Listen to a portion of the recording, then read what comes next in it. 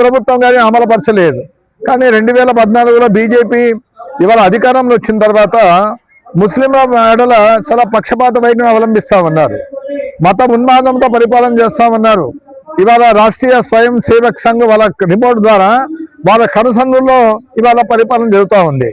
2014 నుంచి దాదాపు 2026 అంటే 12 సంవత్సరాల కాలంలో వాళ్ళు ఇచ్చినటువంటి వాగ్దానాల హామీలు ఒక్కటి కూడా పరిష్కారం కాలేదు.